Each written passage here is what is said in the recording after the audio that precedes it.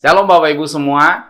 Dalam video sebelumnya kita sudah belajar bahwa orang Kristen tidak boleh makan daging persembahan atau daging kurban. Dan itu sesuai dengan Kisah Para Rasul 15 ayat 20 dan 29.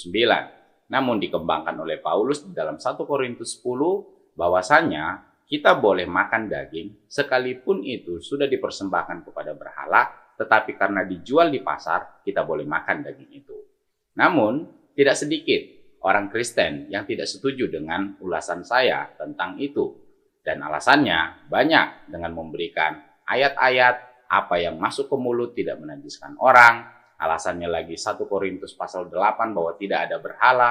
Dan semua makanan halal termasuk daging kurban pun halal. Itu bisa dimakan karena sudah disucikan dalam nama Tuhan Yesus. Nah, uniknya Bapak Ibu, bagaimana dengan ayat ini? Dalam Wahyu 2 ayat 14. Tetapi aku mempunyai beberapa keberatan terhadap engkau. Di antaramu ada beberapa orang yang menganut ajaran Bileam, yang memberi nasihat kepada Balak untuk menyesatkan orang Israel supaya mereka, perhatikan, makan persembahan berhala dan berbuat zina. Nah, Bapak Ibu, siapa aku di sini? Tentu saja Yesus. Nah, Yesus saja keberatan kalau ada anak Tuhan yang memakan persembahan berhala. Selanjutnya, Wahyu 2 ayat 20. Tetapi aku mencela engkau karena engkau membiarkan wanita Izabel yang menyebut dirinya nabiah mengajar dan menyesatkan hamba-hambaku. Perhatikan, supaya berbuat zina dan makan persembahan-persembahan berhala. Siapa aku di sini? Kembali lagi, Tuhan Yesus, Bapak Ibu. Jadi, ini adalah suatu hal yang menggelikan, Bapak Ibu. Kalau ada orang Kristen, ada pendeta, ada hamba-hamba Tuhan, ada akademisi Kristen, entah itu profesor, entah itu doktor, entah itu magister, entah itu sarjana teologi, mengatakan daging kurban yang sudah dipersembahkan kepada berhala atau kepada orang asing bisa dimakan karena sudah dikuduskan dalam nama Yesus atau dengan darah Yesus. Sementara Yesus sendiri membenci kalau anak-anaknya makan daging kurban. Ini adalah suatu hal yang kontradiktif, Bapak Ibu. Kita menggunakan nama Yesus untuk menguduskan daging persembahan, daging kurban itu, sementara Yesus sendiri mencela orang yang memakan daging kurban itu. Nah, Anda mau pilih Yesus atau hamba Tuhan yang memberikan interpretasi mereka? Mau tahu ulasan lebih lanjut? Tunggu video ini.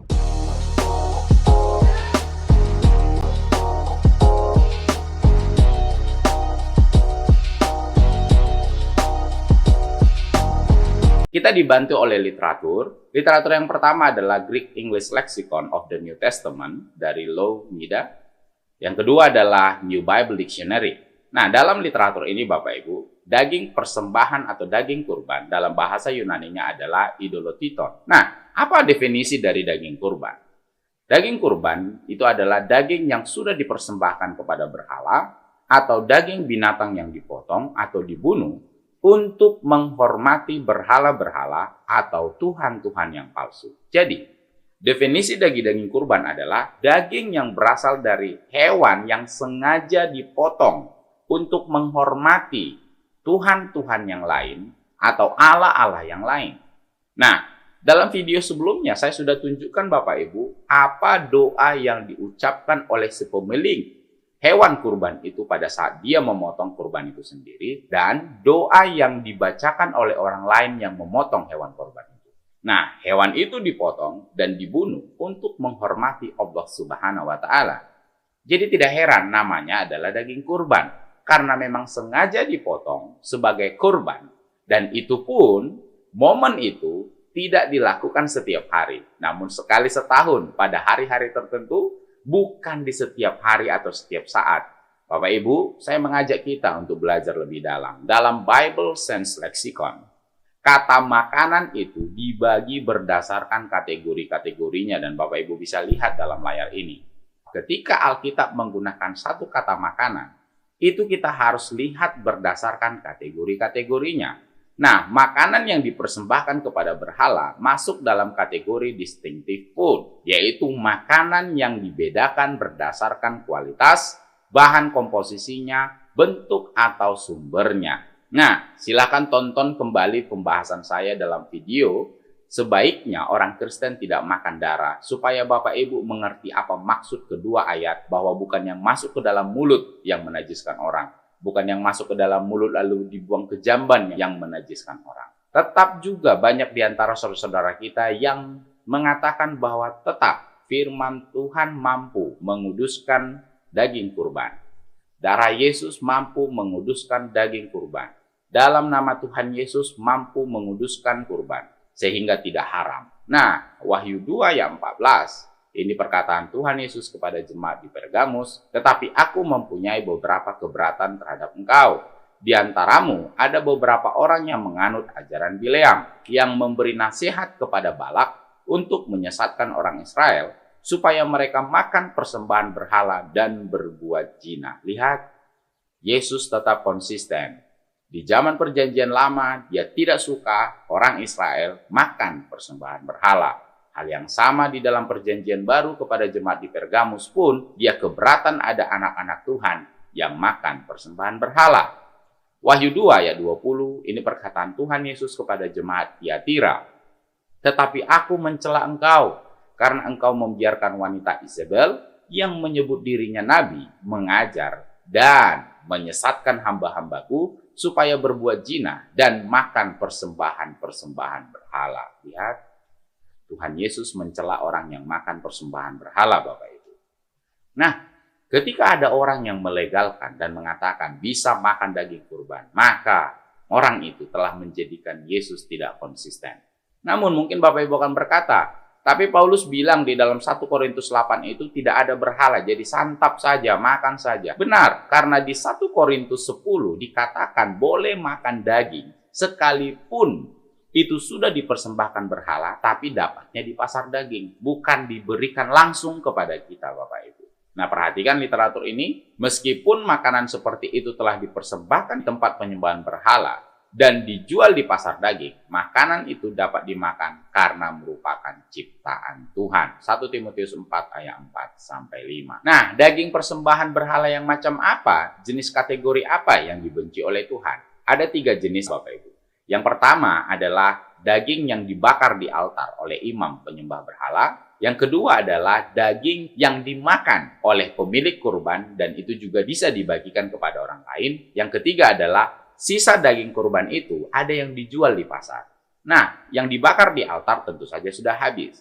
Nah, yang dimakan oleh pemilik daging kurban dan diberikan kepada orang lain itulah yang dibenci oleh Tuhan. Karena masuk dalam kategori hewan kurban. Sementara sisa dari hewan kurban itu apabila dijual di pasar, statusnya tidak lagi sebagai daging kurban, Bapak Ibu. Karena sudah diperjualbelikan, itu bisa dimakan. Sementara daging kurban memang khusus untuk menghormati berhala-berhala atau Tuhan-Tuhan yang asing. Mungkin akan berkata seolah-olah kontradiksi. Tidak.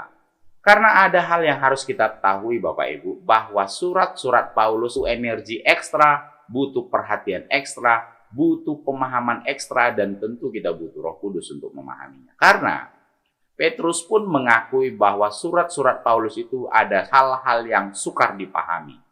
Kita baca di dalam 2 Petrus 3 ayat 15-16. Perhatikan, dalam surat-suratnya itu ada hal-hal yang sukar dipahami, sehingga orang-orang yang tidak memahaminya dan tidak teguh imannya memutarbalikkannya menjadi kebinasaan mereka sendiri, sama seperti yang juga mereka buat dengan tulisan-tulisan yang lain.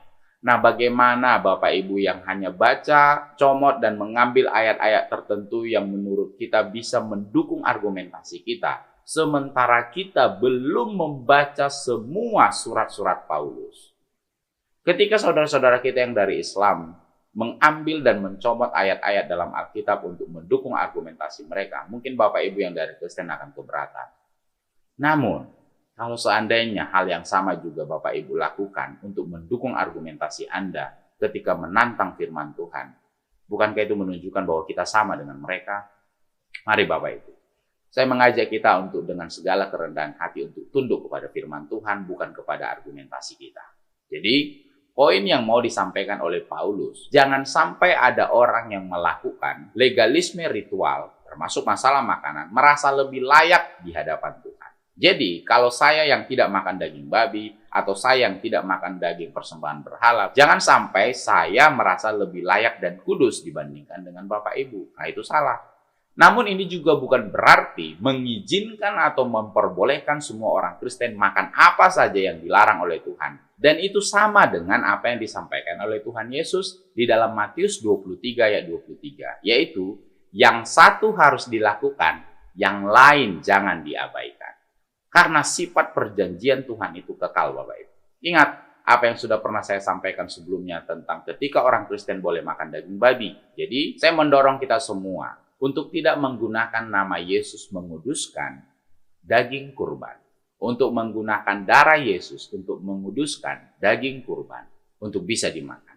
Karena Yesus sendiri pun, sesuai dengan ayat yang sudah kita baca di dalam Wahyu 2 ayat 14 dan Wahyu 2 ayat 20, bahwa Yesus mencela orang-orang yang makan persembahan berhala.